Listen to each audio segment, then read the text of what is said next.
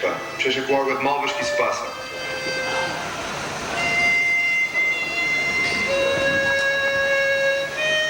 Tá a andar, malta, tá a andar.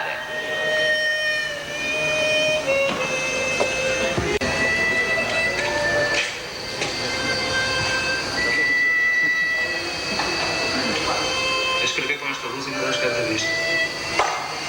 O que tu queres?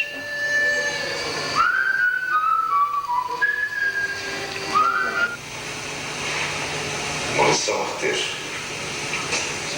O inimigo nunca faz o que nós esperamos. Falta-lhe uma peça. O material tem sempre razão.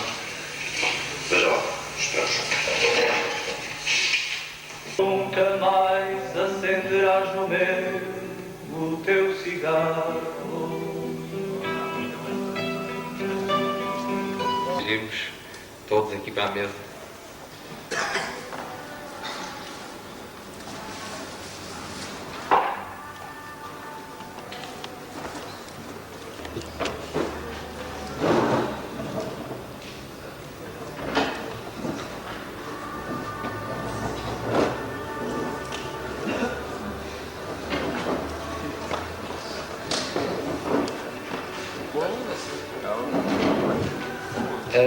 O tema desta sessão era a memória da Guerra Colonial. De qualquer forma, como tivemos a oportunidade de assistir a este filme, talvez começar exatamente por Luís Chico Costa e pegar talvez no filme para iniciarmos este debate. Muito obrigado pela vossa presença. Eu da Guerra Colonial não poderei falar porque, felizmente, fui um dos portugueses que lá não esteve, embora como todos os outros portugueses tenha sofrido aqueles anos. Portanto, quando muito posso-vos falar da experiência de fazer em Portugal uma primeira abordagem do problema da Guerra Colonial, que não foi fácil, porque desde que eu li a história, o conto do Mário de Carvalho, fiquei entusiasmadíssimo e pensei que gostaria muito de fazer isso.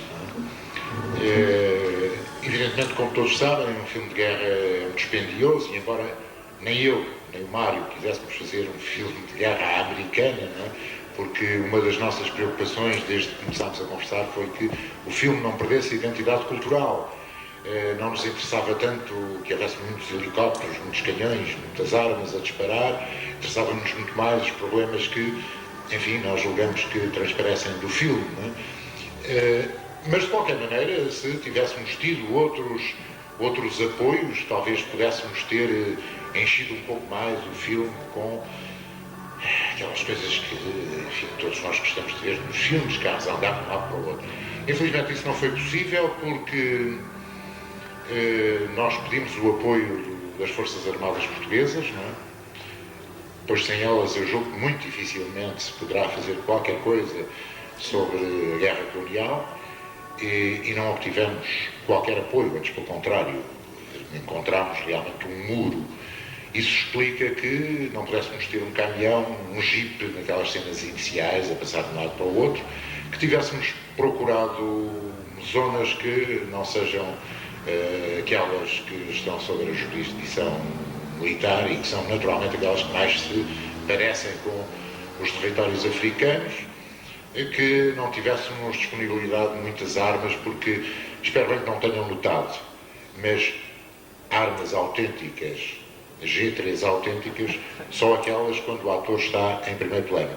Por exemplo, quando eles marcham, e, portanto, os que vêm lá atrás vêm com umas espingardas de pau, feitas pelo mestre, não me recordo agora o nome dele, que é um dos homens desta cidade, que trabalha para o Teatro de Campo Lido aqui, é o homem que faz os adereços, que fez umas impecáveis G3 de pau, de pauzinho, pintadas, e portanto disfarçam muito bem, creio que disfarçaram bastante bem, vocês não repararam, não é? Mas portanto eu só queria dizer-vos isto, é que neste momento realmente há uma atitude, julgo que neste momento se mantém, porque antes de nós também já tinha havido uma experiência anterior do João Botelho, que também não tinha conseguido o apoio do Exército, e enquanto esse apoio, e portanto uma outra maneira de encarar a história e o mundo não existir realmente em quem nos pode auxiliar a fazer uma história cinematográfica sobre a guerra colonial, eu julgo que muito dificilmente poderemos pensar em refletir sobre este momento grave da nossa história, porque só uma história entre duas pessoas debaixo de uma árvore poderá ser contada com tão pouco dinheiro e tão pouco apoio. E eu agora passava talvez a palavra ao Mário, que está aqui ao meu lado, não sei. Não, é fazer o filme com ela. E até acompanhar de início, em várias trocas de impressões que tivemos, a forma como isto ia nascendo e como as personagens se iam desenhando e como o texto tinha que ser adaptado a termos completamente diferentes, em certos casos, da história escrita. E também acompanhei as dificuldades tremendas que o filme teve no seu início e as dificuldades levantadas pelo Exército, que considerou, suponho que este filme ofensivo para a dignidade das Forças Armadas. E que, em conversa, cheguei a falar com o Tenente Coronel para saber que o filme era ofensivo, e ele disse-me que não havia no Exército português capitães como estes. E por outro lado, que, enfim, a história estava cheia de erros técnicos e de falhas técnicas que nunca poderia acontecer. E eu disse, bom, está bem, mas eu não sou propriamente um perito em questões militares, isto é uma história de ficção. E o homem respondeu, bom, mas se é uma história de ficção, por que é que você não pôs lá que era uma história de ficção? Enfim, isto consiste ultrapassar com grande engenho e muita imaginação, o mérito do Luís Filipe Costa, e o filme é esse que vocês pronunciaram depois. Sobre o resto, provavelmente sobre a guerra colonial, devo dizer-vos que vivi num ambiente, embora não tenha feito a guerra, vivi num ambiente profundamente impregnado da guerra colonial. Ainda à altura, enfim, eu tive que sair do país, porque além da guerra colonial, além da possibilidade de ir para a guerra colonial como soldado raso, porque a minha perspectiva era ir para a colónia, para a Companhia Disciplinada de Penamacor. Portanto, eu vivi muito intensamente, portanto, esse tempo, esses medos e essas angústias que a guerra colonial representava para as pessoas da minha geração. Pudesse dar este filme que eu acabo de ver. Certamente os méritos são do Mário de Carvalho e do Luís Filipe Costa, mas no caso concreto, já que eu gostei muito do conto quando li, agora tenho gostado muito do filme, que de facto é uma surpresa absoluta. Como é que a partir de uma situação absolutamente inverosímil, que é uma mina que faz tic-tac, como aquelas molinhas de brincar nas feiras, consegue dar toda esta situação. E como o Luís Filipe Costa consegue concatenar uma série de momentos que chegam, a guerra de facto tem esta enorme capacidade de fazer todo o tipo de pessoas e de desfazer todo o tipo de pessoas. Eu agora podia aqui desfiar um enorme rol de situações incríveis, inverosímeis, inacreditáveis, mas que a guerra fez. Aqui, muito perto de Almada, deve viver um rapazito, agora é de um homem, um senhor, então, era pescador, e porque ele era de Setúbal, toda a gente lhe chamava o Setúbal. Ele era soldado básico numa companhia de cavalaria comandada pelo capitão Tomé, atualmente major na reserva e dirigente político. Esse homem, esse moço era conflituoso, desordeiro, bebia muito, caía completamente embriagado, era considerado o indesejável da companhia. A certa altura o capitão conseguiu até pô-lo uns tempos em Vila Cabral, pôs mola no hospital a servir de maqueiro. Bom, depois voltava. E quando voltava fazia o que mais ninguém fazia. Sabia uma operação da companhia, lia, e havia tiros, e havia alguém que caía, e havia um sem pernas, havia outro que estava todo torcido, etc. Ele era a pessoa que, de pé, andar com a maior das calmas, por meio dos tiros, por sorte nunca apanhou nenhum, e a apanhar os colegas ou os bocados dos colegas para trazer para a maca, para trazer para o hospital, com a maior coragem, com a maior frieza, com uma solidariedade indescritível, inexplicável. Passava isso em que ele era uma pessoa diferente. E entrava na rotina da companhia e estava bêbado desde o nascer do sol até ao pôr do sol, que no caso dele era entre a meia-noite e a meia-noite. E não se lhe podia dizer nada porque era conflituoso, tirava pedradas, entrava com as botas, entrava com o que tinha, batia, magoava. E era assim. Mas em combate era de uma frieza, de uma coragem e de uma solidariedade com o companheiro do lado que dava estes resultados. Bom, quantos episódios eu podia contar, mas não quero monopolizar aqui o microfone. A Manuela Alegre tem outra experiência. Já que ele está aqui, vamos dar-lhe o microfone.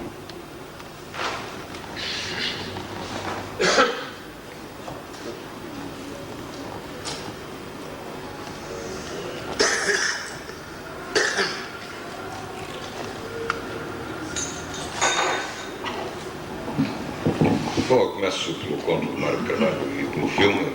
Quanto ao filme, eu sou insuspeito porque tenho grandes preconceitos relativamente ao mesmo contra o cinema português. Eu acho que foi pelo menos o melhor filme e o mais autêntico que eu vi sobre a Guerra Colonial.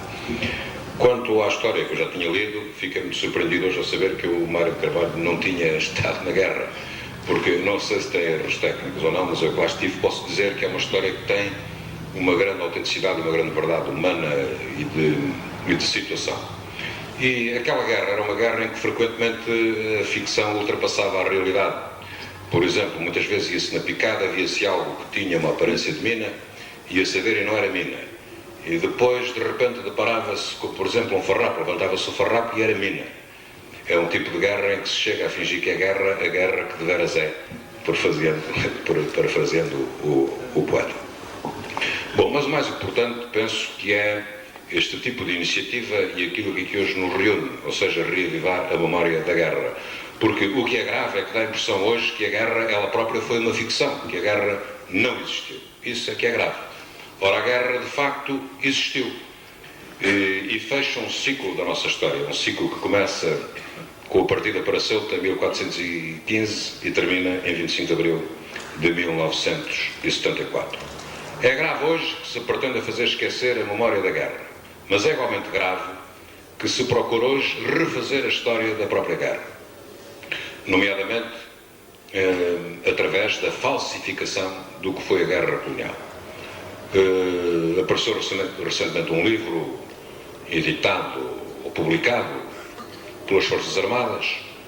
Não sei quem autorizou a publicação desse livro, porque esse livro não é só uma justificação neutral do papel das Forças Armadas, e isso poder-se-ia compreender essa preocupação, mas é uma justificação política da guerra e, portanto, uma justificação política e ideológica da filosofia que estava subjacente à guerra colonial. E é isso que é muito mais grave.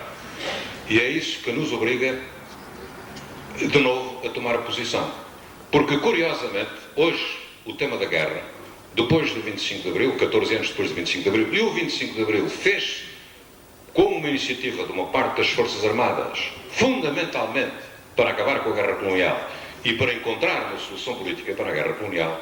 O que é curioso é que a guerra, ao fim destes anos todos, voltou a ser um tabu, mas um tabu maior do que, de um certo ponto de vista, era nos últimos anos da ditadura em Portugal, porque evidentemente era proibido falar da guerra colonial, era muito mais proibido ser contra a guerra colonial, ser contra a guerra, contestar a guerra ou criticar a guerra era considerado como um ato de traição à pátria, mas a verdade é que isso se fazia. E a verdade é que nos anos que antecederam, digamos, o regime fascista em Portugal, a guerra colonial foi algo que apaixonou toda a opinião pública portuguesa, porque era algo que tocava o nosso destino coletivo e algo que tocou toda uma geração, porque a geração de que eu fiz parte foi uma geração a que foi posto o problema do ir matar e morrer nas 3 guerras africanas. Nós fomos um país que conseguiu escapar praticamente a 2 grandes conflagrações mundiais, pelo menos à segunda. Na primeira ainda mandámos lá os destacamentos, mas na segunda não estivemos lá, não tivemos a guerra cá dentro, um país que durante muito tempo viveu sem o problema da guerra, e de repente há esse problema terrível que se pôs à minha geração, que é um problema não de filosofia abstrato, de ser ou não ser em abstrato, um problema muito concreto do ter que ir morrer ou matar em Angola, e depois em Moçambique, e depois na Guiné, e depois em Moçambique. De maneira que isso foi o principal problema do país. E foi um problema tão grave que, ao fim de 14 anos de guerra, as Forças Armadas, que tinham sido o braço armado do regime, voltam-se contra o próprio regime, derrubam o regime, põem fim à guerra e criam as condições para uma solução política. Mas nos últimos anos do regime, a guerra, sendo um tema proibido, sendo um tema tabu, era algo que mobilizava as atenções do país, e esse tabu foi muitas vezes quebrado. Ora, é curioso que, tendo nós hoje um regime democrático, cuja matriz é o ato do 25 de Abril, ato do 25 de Abril que tem como finalidade principal pôr fim à guerra, é curioso que isso hoje haja um tabu muito maior e que haja uma espécie de inibição, de preconceito, de autocensura, a um ponto tal que nós estamos a assistir subrepticiamente a uma espécie de ilegitimação do ato fundador do 25 de Abril e de reabilitação moral e política, ideológica e cultural da filosofia que estava subjacente à guerra colonial. Por isso, portanto, é necessário reavivar a memória. Os factos não são conhecidos porque não são explicados e porque deliberadamente se pretende fazer ignorá-los, mas para dizer que há uma responsabilidade histórica, política, indiscutível na própria inclusão da guerra por parte do governo português e do governo de Salazar, que quis aquela guerra e pelas razões que ele próprio disse ao então diretor da PIDE, por ser um sacrifício necessário e para assim justificar o envio de tropas para Angola. Assim, com latas de sardinhas e de atum que se atirava para o chão, não é? Que passados meses estavam cobertas de terra, pelas chuvas, pelas erosões e, portanto, que, em algumas situações, e não foi uma só, segundo ele me disse, causaram situações semelhantes, que evidentemente não atingiram este ponto limite que a ficção nos permite. Se realmente alguns jovens não aceitaram este final, eu assumirei a culpa, porque... Essas situações eu também já compreendi também. E creio que hoje, aquilo que estamos a ver quase semanalmente, elas estão-se a viver a nível das nossas Forças Armadas. E não estamos a ter de guerra. Agora, o que me parece é que não tem aquilo que o Luís Filipe Costa conseguiu fazer aqui, que é dar-lhe mais aquilo que as pessoas, uma adesão maior às pessoas que têm. Mesmo assim, houve muitos jovens que saíram e começaram a torcer o nariz e dizer é o filme à portuguesa e tal. Mas o que eu queria dizer era isto. Para mim, o filme é realmente um filme positivo. É um filme que relata, pretende relatar um acontecimento. Eu vejo exigir, esse filme é impossível de fazer. E depois, a guerra é 1 milhão de guerras. Porque eu vi a guerra que aquele amigo quer que se mostre. Eu via. Mas vi a guerra ainda mais trágica e mais cómica do que aquela que aqui se nota. Eu posso recordar-me de um episódio, que aliás eu conto num livro meu, está ali o Modesto Navarro disse, eu tenho a impressão que ele também conhece esse episódio. Há uns anos atrás, meados de 60, no norte de Moçambique havia um centro, ou se via uma região, era um comando de setor, era moeda. Moçambique fiava mais fino. Em Moçambique fiava mais fino. De maneira que nós também somos racistas. E